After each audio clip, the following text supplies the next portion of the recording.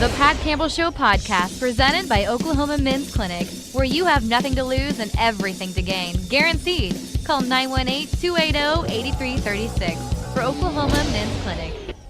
As promised, we are now joined by Oklahoma's senior senator, Senator Jim Inhofe. Senator Inhofe, welcome back to the Pat Campbell Show. Nice to be with you, Pat. Want to talk about a couple of things with you today, including Iraq, and I do want to pick your brain on the Senate race between Lankford and T.W. Shannon. But first, I got to start with the president's latest statement. I don't know if you've heard, but he said late yesterday, that he does not need congressional authority in order to conduct airstrikes. What say you? Yeah, I think that he probably could do that. And you got to keep in mind, you're dealing with a president who would not want to do. Most presidents would want to do that anyway, but he has been so arrogant. Just like the breaking the law on this no advance notice on the release of the 5 terrorists. Mm-hmm. So it doesn't really matter all that much, Pat, because he's going to do it anyway if he says he doesn't need to have that. All right, let's talk about Iraq. What's going on over there? What do you know about this group, ISIS? How dangerous are they? Well, they're really dangerous. And those guys went in. They're the ones that killed 1,700 of the ISS. ISS is the Iraqi security force. Right. And they were. I mean, I can't tell you how well we were doing there, but ISIS came in. ISIS coming through from Syria. It's really a very serious group. They're so bad that even some of the other terrorist groups don't like them. But they want to have the control. They are really bad. They murdered just 3 days ago 1,700 people in cold blood. Mm-hmm.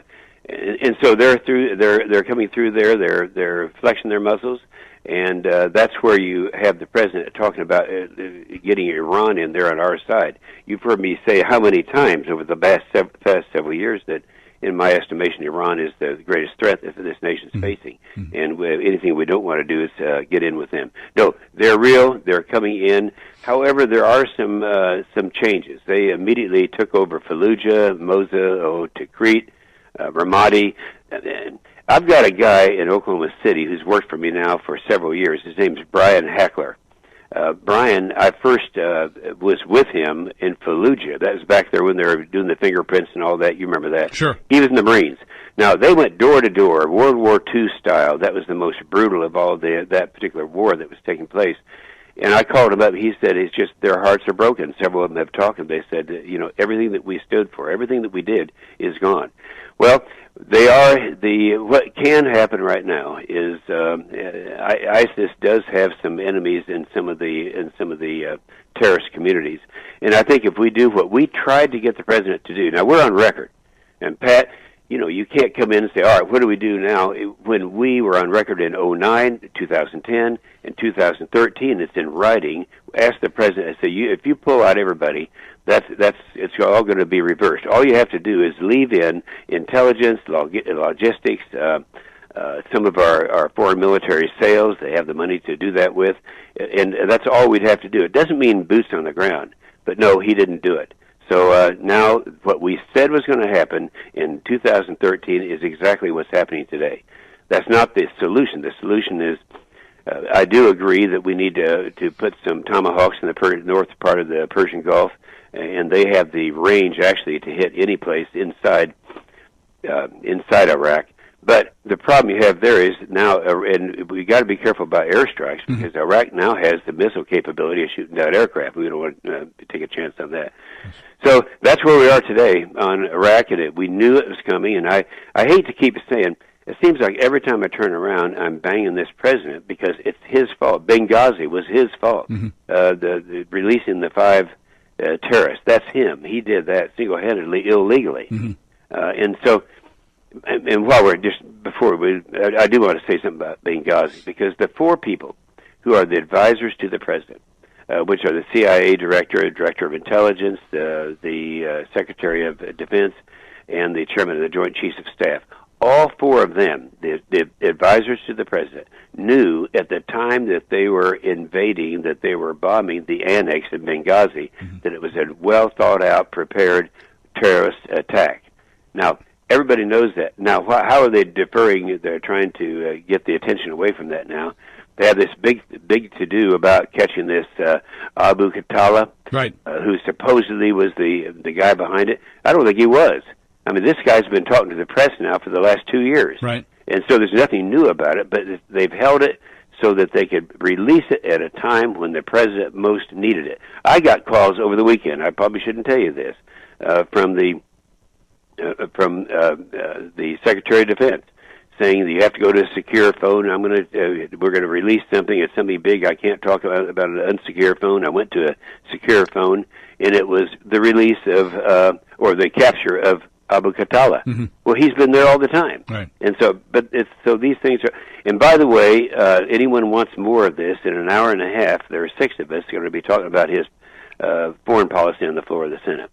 Let me ask you a question here. Mm-hmm. General Petraeus was out there yesterday, and he's warning against us becoming involved, especially with the Air Force. He says the U.S. must not become the Shia militia's Air Force.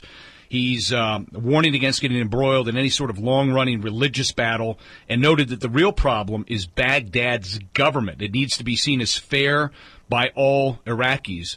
Does the leader have to go? Does he have to be replaced? What do you know? No, I think that's going to happen anyway. And by the way, I think with one exception, that Petraeus has been right on everything he's done.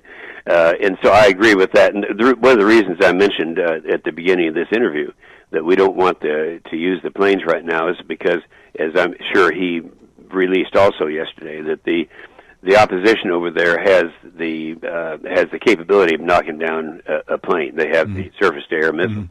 And so I agree with that. In terms of the leadership there, that's it's not good, and it's about the same as it is in Afghanistan.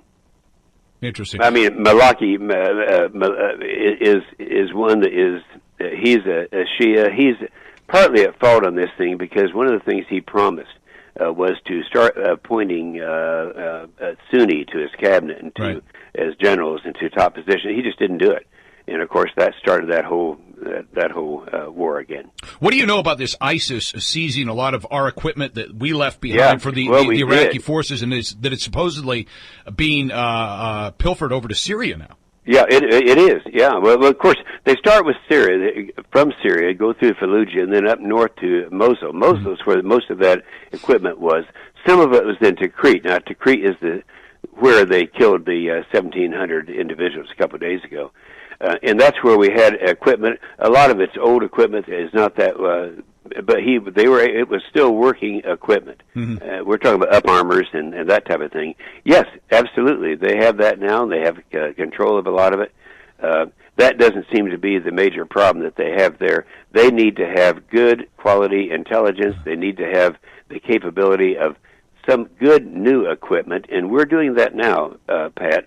Our foreign military sales, we've been able to, we need to continue that. That's something that we can do, and it's not any risk to Americans.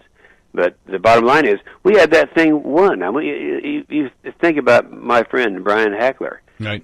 He said that was our blood and our sweat and our tears.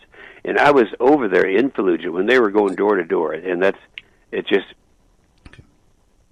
not conceivable that this president does this, and again, you have to hang this on him, and it's a nice try to come in Bush. And say, aren't we great because we got Abu Khatala? But that's nothing. We're short on time here. I know you got another interview scheduled. I got to pick your brain on the Senate race, specifically between Shannon and Lankford. And I don't want to put you in an awkward position, but Senator Coburn's been out there, and he's been coming to the defense of Lankford and very critical of these, what do I want to call them, dark money groups that are running negative campaigns. And apparently he had some sort of private agreement with Lankford that he would defend them if, things got nasty or untrue.